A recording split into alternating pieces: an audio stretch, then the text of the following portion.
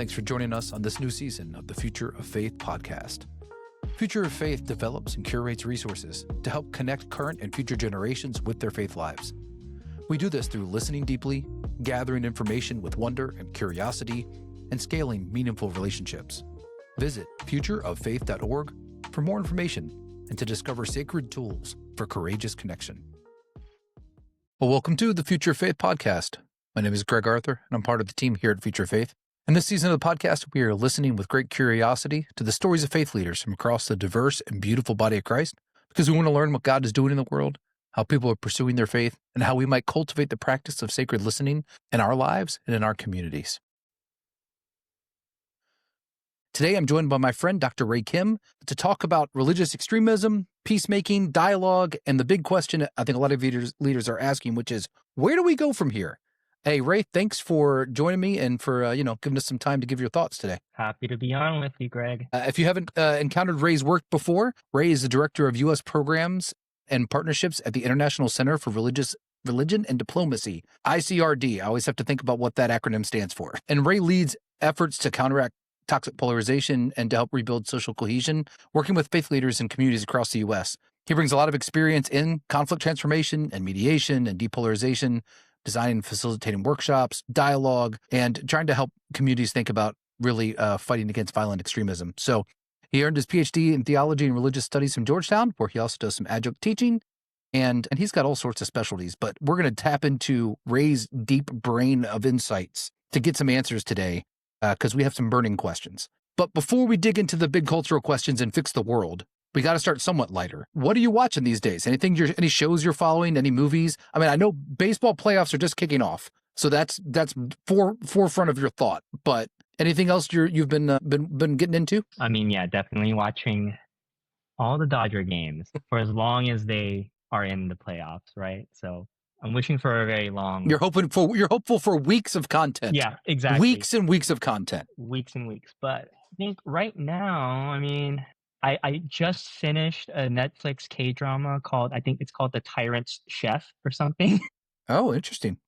I enjoyed it. Me and my wife watched it together. It's like a mix on like time travel, culinary stuff, a little bit of romance and things like that. So it's really light watching. Something I want to watch that I haven't watched yet is a new horror movie called Weapons. And I do want to watch. Yeah, so that's one thing I want to watch that I haven't watched yet because I love horror movies. There you go. My son has really gotten into cinema in the last couple of years, and he's just found horror as like a genre he's interested in. So I will dive into it sometimes with him when he's around. Not when he's at college. Don't get to it right now, but trying to like doing some of the crossover into what's interesting there and thinking about it. So you'll have to let me know if that one's worth seeing after you find time for it. So one of the things I wanted to talk with, invite Ray in to chat about, he's one of my favorite conversation partners. I find everything Ray has to share makes me think differently and deeply about things. And what really struck me in the last couple of weeks is we were sitting in this particular moment as a country and as the church that as I talk to leaders, people just seem shocked and a little uncertain of what comes next. I mean, just in the past few weeks, we have seen the continued escalation of ICE activity, renewed commitments to deploy U.S. troops to major U.S. cities. We've seen the murder of Charlie Kirk and all the subsequent controversy, the debate that followed that, news feed that seemingly filled continuously with gun violence, multiple school shootings, the horrific terror attack on the Mormon church in Michigan. I mean, I could go on. I don't want to go on. I think we all know what's living within that.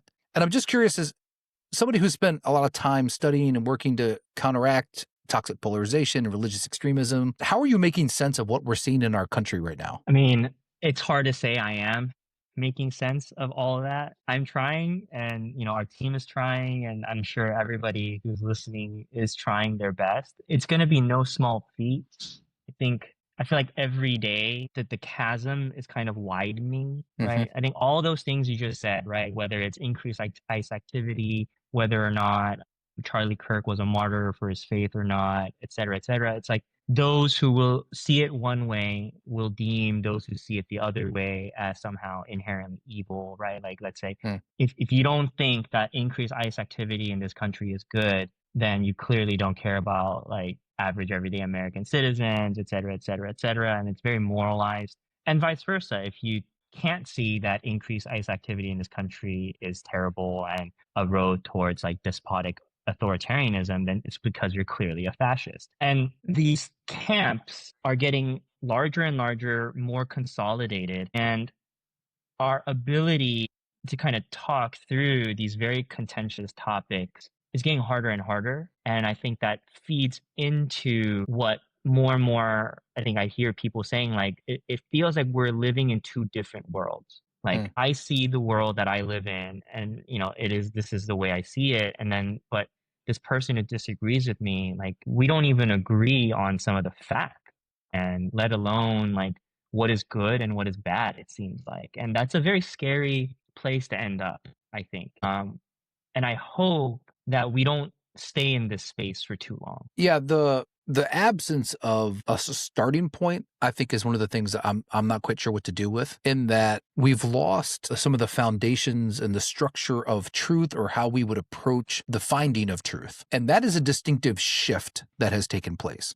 Some philosophers call it, we're living in a post-truth reality, right? Where it's not we're creating our own truth we distrust inherently top-down structures or institutions, and there's lots of elements of that. But I find that for people who see things differently than me, that when I try to even engage with and start a conversation, there is a tremendous amount of groundwork to do to even figure out where to start the conversation. Does that make sense? Yeah. I mean, when you say that it seems like we're constructing our own truths, there's a part of me that might argue that that's always been the case. I think, though, at the same time, what you mentioned, this kind of postmodern turn where we become very skeptical of grand narratives and things like that, and we've kind of and institutions and frameworks and universal frameworks. And we kind of threw all that out, and we became deeply skeptical about things that try to or purport to be like these grand stories that will explain everything.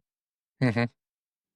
I think we've replaced that with this kind of certitude in facts and information, perhaps. But in so doing, we've also made a false equivalency, as if more facts will lead to greater truth. I don't think those are always the case. And I'm referencing here a German Korean philosopher named Byung-Chul Han. I think his most famous book, I believe, is called The Anxious Generation, or Burnout Generation, or Burnout Society. I forget. But Byung-Chul Han, he's written on a lot of different topics, but this distinction between truth and information is one that features prominently in some of his work.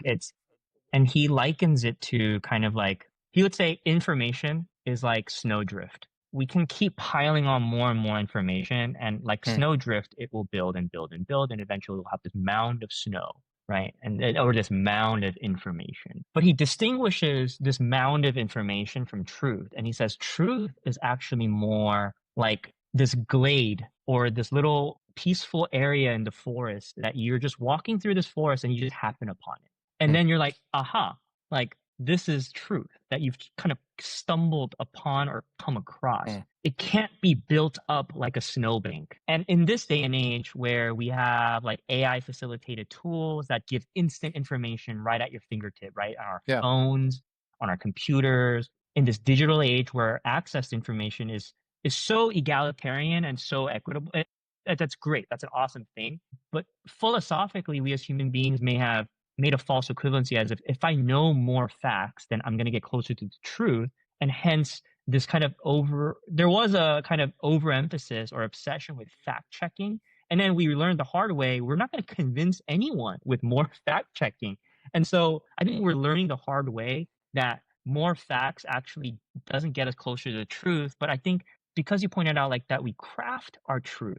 Byung-Chul Han would say truth is always tied up in narratives. It's always a story. We're taking evidence from our lives and our experiences and other people's lives and experiences, and we're trying to connect the dots as best as possible and saying, like, how do I make sense of this?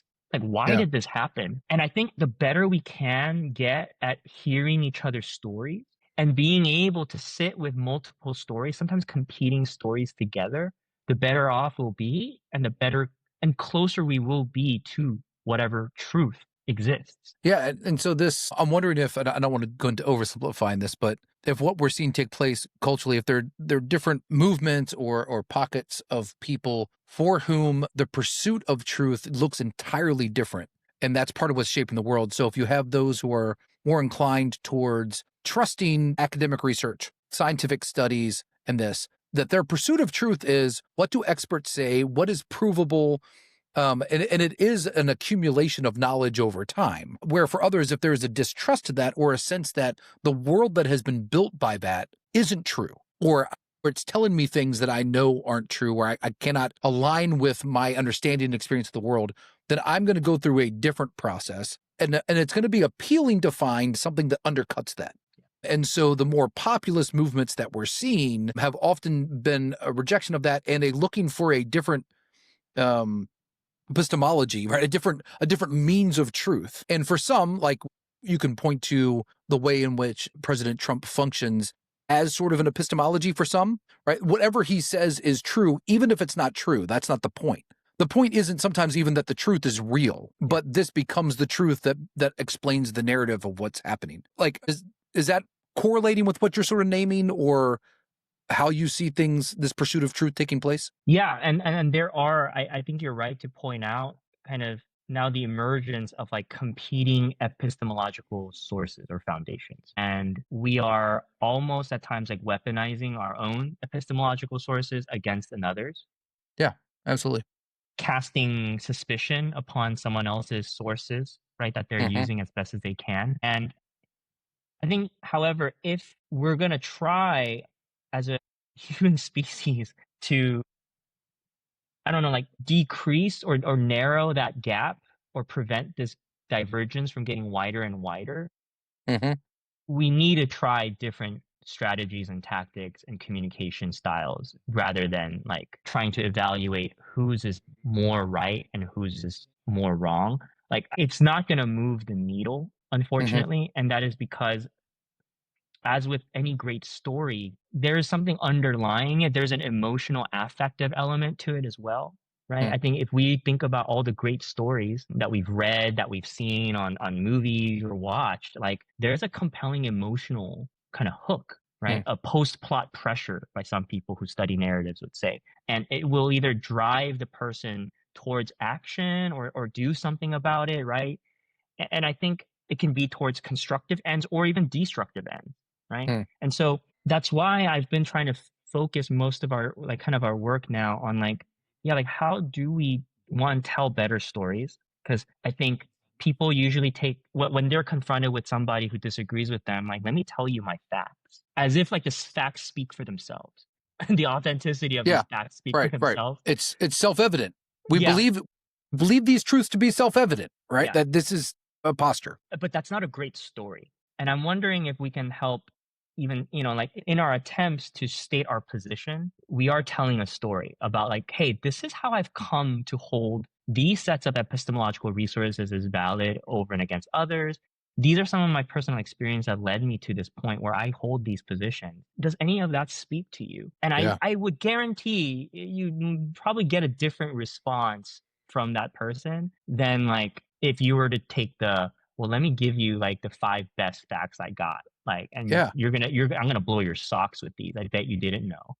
Right, right. No, this is no, I think especially with in this particular cultural moment, we are seeing the war between different stories of America. Yeah, What totally. is the American story? And there is this fight for, to the point of literally what's being taught in schools and museums, like this fight for the narrative of America, which we're not going to fix on that grand scale. But if we're actually looking to engage with our neighbor and get to know someone, giving our American story and being Yeah. able to share it with somebody and being able to hold these different stories to be true at the same time, I think really is like what you're naming, is a powerful tool for taking that battle and grounding it in something far different. Yeah. Because I think if you leave it at that like grand cosmological battle, Yeah. like kind of frame, it leads people to do some very terrible things because it's like ultimate existential framing that is also very disembodied. Yeah. And the casualties of that conflict or those battles are like not real. Like, because they're like, these are concepts, these are abstracted entities. Even though the lived reality is there are people who are going to bear the consequences of some of these stories taking hold and driving policy Mm-hmm. decisions and divestments in social infrastructure, et cetera, right? Like, so our stories do have material consequences. And I hope that our, listeners aren't kind of walking away with this as like, oh, we're just telling stories. Like, no. Like, our stories have dire material consequences, and that's Yeah. why we need to take them seriously. So unpack that, what you mean by that. So, because I think that's the crucial point we've gotten to in thinking about making sense of this, or just trying to make sense of this on a local level with people near us, of sharing our stories, holding someone else's stories. But what are the consequences? What are the dire material consequences of our stories, and why we need to understand them and be able to share them and listen to one another? I mean, I think it's helpful to maybe take a lesson from our recent history, right? One that is maybe not as fraught as some of the ongoing conflicts right now. But Yeah. like, let's take the global war on terror, Hmm. for example. That devastated countries, like actual countries that are still recovering or have recently fallen back into disarray. And that was because we as a nation told a story that was on the one hand, trying to do good, where trying to give Americans hope and courage at a time when they were experiencing mass trauma, right? An attack on American soil that was unprecedented, basically, Yeah. right? And so I understand like the need for a story to kind of bring us together. But in our, I think, well intentioned attempts at creating a story like that, we ended up creating an enemy that needed to be vanquished. And unfortunately, we didn't tell our story well enough that that enemy just suddenly became Muslim people. Right. Yeah. And even in our own country, that narrative then created systems of racial profiling and police surveillance in Muslim communities, and tactics deployed under the guise of counterterrorism, where communities were essentially divided, where we said there are good Muslims and bad Muslims among us. And the good Muslims need to do their due diligence as patriots and citizens of this country to prove just how good they are against those bad Muslims among us, right? And so there you had like narking on, like Muslim communities who couldn't trust one another, and not to mention the erosion of trust between Muslim communities and law enforcement, but then also Muslim communities with the broader American public, right? And now we're still rebuilding that trust. And Right. so that's just one example in recent history of how a narrative that, yeah, like was intended for good and was needed perhaps in that context, wasn't told in a way that was careful enough or paid attention to some of the real dire consequences that such a narrative could have down the road. Yeah, and also the telling of the stories of, right. I have a number of friends who served in the military in a post 9/11 world, and for various time frames and did various roles, some of them for decades. And their stories are of the deep, lingering cost endured by those who Yeah. went to fight a war on terrorism, right? And the cost to them and their health, the moral injury, whatever, right? Like it's part of the story that has to be Absolutely. told to how we think about this, right? So yeah, anyway, so just another example of where here's the story, but what's the actual story that we can hold for people, for one another? Yes. So as you're thinking about that, what I hear you applying is thinking, okay, like where do these narratives happen? Where is extremism happening? How do we begin to place it, connect our stories to it, maybe subvert it a bit? ICRD does a lot of work outside the U.S. I mean, you're the U.S. programming part, but the rest of the staff does stuff not U.S., right? Right. Especially within it. Do you have any parallels or examples from outside the U.S. that we can learn from, that maybe we're just unaware of, about how this has been at work in other places, or work you've done or programming that would just give us some glimpses of hope or making sense of sort of what's happening compared to some other locations? Yeah, this is a context that we haven't worked in directly, but we have a lot of friends in the community of practice that have worked in this space and who partner with us, and many times, helping us lead workshops and facilitations. But these are our friends from Northern Ireland. Yeah. And a haunting lesson that we can learn, and a reminder that they constantly give us is, Ray, like, we don't remember when the violence all decided to start. And these are people who lived through the Troubles. Yeah. They would tell us, we don't, there wasn't this one day that we can mark on the calendar where neighbors were planting pipe bombs in each other's houses. It just happened. And it's so subtle and it's so sinister how it just kind of creeps in. Because arguably before violent outbreak happened, like I'm sure people living in Northern Ireland were like, that's preposterous. We would never do something like that until it started to happen. Right. Then it just became the norm. And their kind of caution to us is we're seeing all the same red flags here in the US. And right now, many of you still think like you guys are like somehow exceptionally like immune Right. to maybe human nature or like violence or something, but we also thought that too. And then it wasn't until we were knee deep in it that we're like, wow, how did we get here? And by then the work is so much harder. And so, and that is that's one kind of lesson we've learned from our international friends and doing work in the international context. Some other things that I can draw on are like, for sure, like I think doing a lot of preventing violent extremism in like Middle East, North Africa, and that region. One of the recurring kind of things is people who are vulnerable to recruitment and radicalization into the violent extremist organizations. Not everybody is joining it because of the ideological stuff. And I think that's an important thing to remind ourselves as well. Like even in the US, probably there are a lot of people who are joining, whether it's the Proud Boys or the various other domestic violent extremist groups that are currently active, whether neo-Nazi groups, white nationalist groups, etc. It's so many of them may not join initially because of the ideology, but spending enough time in that social network, and if that is the only social network that you have, you're probably going to eventually kind of take in some of the ideological stuff.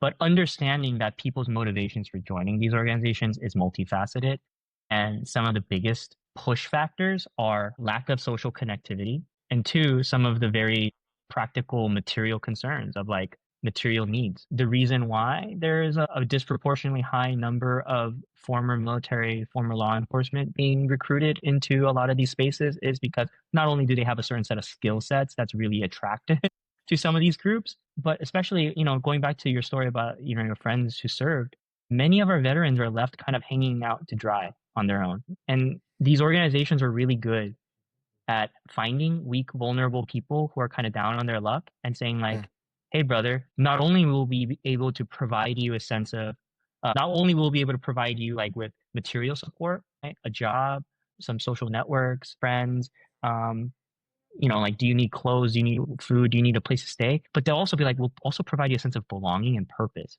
that you clearly have lost. And that's a powerful, powerful thing. And that like will hook into somebody, right? Because beyond the material needs, that sense of belonging and purpose, that's what keeps people alive. And we found that in our international context, but also increasingly the studies show here as well. People who are working in the domestic space, like a lot of the same kind of human dynamics and the human needs are present here. It's just manifesting slightly different forms, right? And different needs perhaps, but it's there. Well, and to put it in theological terms, right? What you're describing is this incarnational reality, right? Of embodying good news for a group. It's just an anti-gospel example, right? We're embodying good news and belonging and showing up, and we're demonstrating our belief in you and your belonging. It's just for the radicalization towards violence or separation. But this is, and counteracting that, I would hope our imagination as a church would immediately be this, well, we're good at that, or we're supposed to do that. Yeah. We're supposed to be great at the incarnational part where we are embodying the active needs, the connection, the community, the literal physical needs of people who are vulnerable and exploited or alone, isolated, and therefore giving them belonging and leading them through transformation and healing. So, there's sort of a gospel, anti-gospel comparison there. Absolutely. Absolutely. And I think that is why we as an organization believe that faith communities they should have a leg up on this. Like this is their purview. Right. Messaging around belonging and meaning and purpose, but also not just cheap talk, but like actually living that out in a communal form. Like if that is not what a faith community is, then like I don't know what is, right? And so it does also beg the question, why are so many people in our country suffering from social disconnectivity, lack of meaning, lack of belonging, lack of purpose? Yeah. Especially young people. Especially young people, and especially what we're seeing right now with a lot of this radicalization is young men. I think one of the not often enough talked about forces at work in a lot of this violence is both sides of our particular ideological persuasion in our U.S. want to just point to the other every time something happens as, see, it was that ideology or that ideology, without addressing what's working across the spectrum for young men and how they're being shaped through a virtual world is aligning with drawing them into more violence, more social disconnection, and a lot of these things that it almost doesn't matter, right? This is the confusion oftentimes in some of these violent eruptions where we're trying to explain it based on, well, they believe this, well, they believe that. And quite often into these investigations, we discover they actually don't fit the profile that would have made sense to us as to the type of person enacting this violence. But it's because we're sort of almost not getting to the thing that causes the radicalization towards violence or that movement to that. Does that make sense? Yeah, and a lot of counterterrorism studies now will say like very, very, very, very, very, very few people are actually committing acts based on like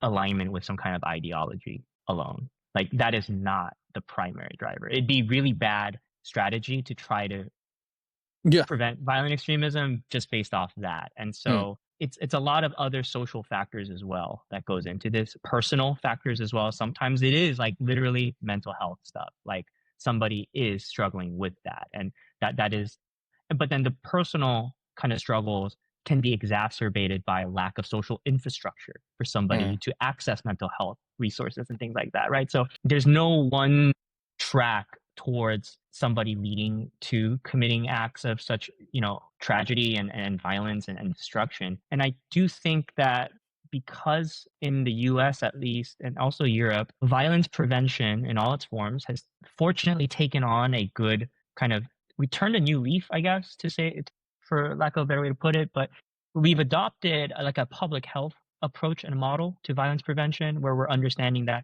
violence is very much like we can treat it as like a viral outbreak or a social epidemic. And it takes all of society to kind of help address that, right? Like doctors are not the only ones combating a viral outbreak. It requires all of us to clean up, wash our hands diligently, put our masks on, etc. It's a whole of society approach to address that issue. Same with violence prevention. It requires a whole of society kind of effort to not profile and like surveil and police certain individuals more, but more like how do we create a thriving, flourishing human environment where people who may be struggling with mental health don't end up in a place where like they don't have resources, they have no one to talk to, and then they're on the dark web trying to find help. Yeah. Right? Like how do we create environments where people who maybe have certain vulnerabilities and risks are not exploited? So can you give us some, I mean, this making work you're naming here, right, of healing and sort of upstream and societal wide. I know this is some of the work that you've done in your programming of working with local communities, faith leaders, to try to actively engage in this. Could you give us some examples to hang our hats on, to inspire us, to get our minds thinking, maybe expand our imagination for what this looks like on the ground and how we might consider these sorts of interventions and works in our own communities? Yeah.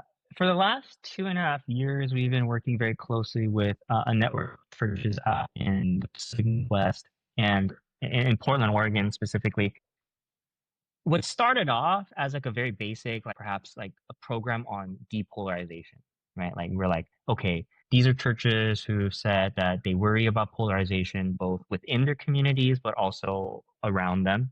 And that they want to somehow become more resilient to this polarization or learn how to navigate polarization in a healthier way. And also perhaps if they're a community struggling with polarization, how do we depolarize? Right. So it started off very kind of straightforward like that. But I think throughout the years and as the kind of our work progressed, we realized so much of the work we were doing was also predicated on communal healing.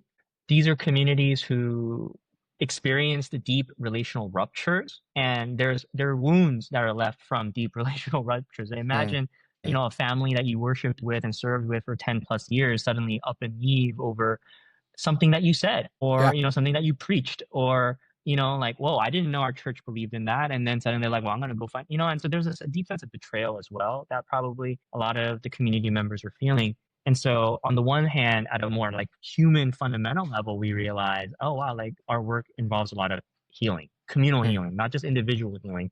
but healing as a community. And then from there, envisioning like, well, how do we, the term that they landed on was, how do we really manifest the beloved community?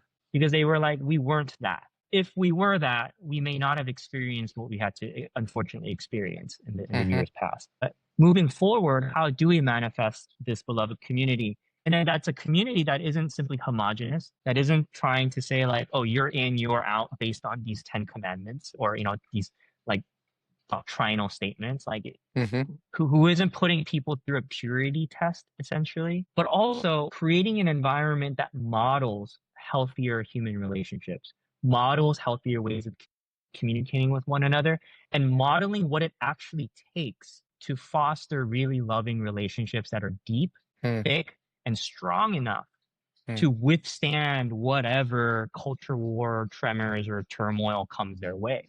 Because they realized and they learned the hard way that so many of the relationships that they were fostering and that they thought were discipling into their followers was so fragile. And that was a hard lesson. But they're like, okay, then what do we need to do differently in our discipleship, in our spiritual formation to lead to thicker, deeper, more durable relationships that aren't so fragile, that can stretch and bend, but absorb those tremors. And we took this approach because we were like, look, it'd be unsustainable to just kind of, I don't know, like look for the people who are in your communities who are like vulnerable and at risk. Like that creates this kind of pathology that would be really unhealthy. But taking the approach of like, look, you guys are a church who claims to be welcoming, who wants to say we're always inviting new people into our community and trying to put our best foot forward. Well, okay, great. Then you don't know who's walking through your church doors on a given Sunday. And that person may be one of those people who are like, I don't have a place to go. And they just so happen, the Spirit led them to just walk through your doors that one day. Are they going to be leaving kind of transformed and impacted? Are they going to be walking away from that Sunday service being like, wow, like this is a really loving community. This isn't a community that is driven by hate, that isn't driven by fear. I think fear is probably the biggest thing where we end up doing a lot of things that we regret because we let fear take over. And I think communities are really fragile when they're fearful. And something that we've always talked about in that church context was like, we believe, like we claim to believe in a gospel that is so radical and so powerful that it overcame death itself. And yet when we live it out and we look around our communities and our churches, like why does it feel like the gospel message that we're preaching seems so impoverished that it can't withstand a little disagreement or a little debate? Why are we so afraid of hashing out difficult conversations or uncomfortable conversations? Like where is the lack of faith coming from? Right. And why is our discipleship and spiritual formation, why has it neglected to prepare us for the crucial work of having this dialogue for the point of reconciliation and healing? Like we have not built those muscles. We haven't built those practices. We have no experience of it. So when something large comes up, we are completely ill prepared for it and seemingly shocked that our faith would require us to walk into it. Well, yeah, absolutely. Absolutely. Absolutely. And, I mean, that reconciliation part is really important because I forget where I heard this and I want to give credit to that person, but I can't recall the name, but essentially what they said was, Christ's salvific work on the cross is the most radical form of reconciliation ever. That the divide between life and death itself was closed. And she was like, if we are an Easter people and we truly believe in that we have a moral responsibility to look at the divisions that we allow to exist in our lives, the relationships that we allowed to remain strained. And I felt so convicted. Like I was like, like when I heard that, because she was like, like we all have family members or friends or somebody whose relationships have become strained over these past few years. And she's like, as Christians, she wants us to take a really hard look at like, why are we allowing that to remain that way? Are we working to foster that reconciliation and that heal that rupture? Or are we somehow falling back on this very like, and it's like a platitude or like a blasé statement to say like divisions or, differences are a part of life or disagreements are just going to happen, right? Conflict is a part of life. But I think her warning is, I think, appropriate, because I think sometimes we can use that as a crutch, as if it's just going to happen, then there's nothing really I can do about it. But I think as Christians, she's challenging us like, no, there is something you can do about it. Because Christ didn't just sit back and say, sin just happens. Right. No, this is great.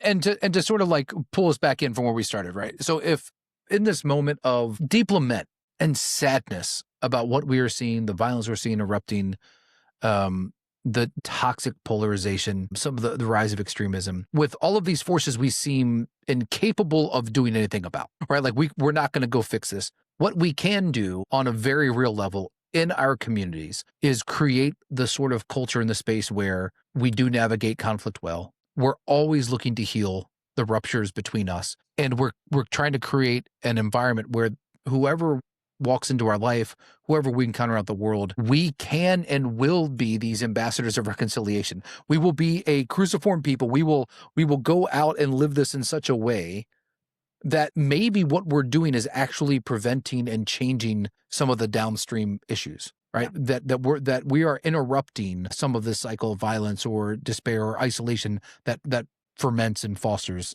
some of this other stuff. Yeah, and I think the data from our Portland work actually helped kind of for us see a potentially like emerging hypothesis. And it's a hypothesis for now because we've got to continue testing it. We got to work with various other communities to see if it still holds. But one of the emergent hypotheses was that when participants were able, or when church members were able to find a very personal relational reason for adopting whether dialogical skills or compassionate listening or whatever, when they were able to find that deep relational personal reason, those immediately translated into sustainable practices.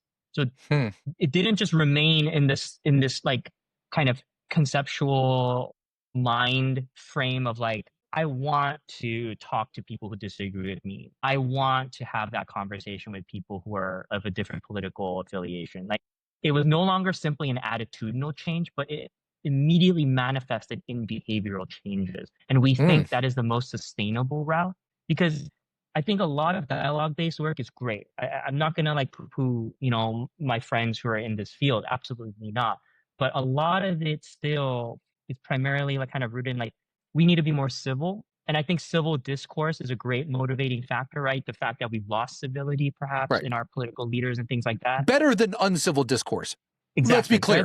Better than, but not necessarily the goal or what's going to actually bring about change. Yes. And so I question whether or not civility is the end goal, right? In and of itself. But I think civility simply is the means. I think the end goal has to be reconciliation. Yeah, absolutely. It's the healing of these ruptures, right? And so we can take a lot of different routes to get there, but I do believe that the church has a very unique and special role to play in that. Yeah, agreed. Beautiful. Well, Ray, thanks for your time and for your thoughts.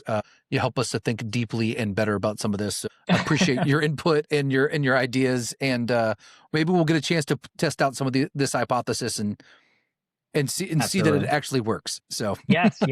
So for all those who are listening in, if you are leading or part of a faith community like who would love to partner in this work, please reach out. Please reach out to us. Where do people find you, Ray, if they want to partner or find out more? You can email me directly at ray@icrd.org. Great. I'll throw that in there for the notes for people. So, all right, Ray, thanks. And good luck. May it be weeks of baseball joy for you. May you truly, hopefully by the time this episode comes out, it won't all have crashed and burned for you as a Dodgers fan. Thanks, Greg. Appreciate you.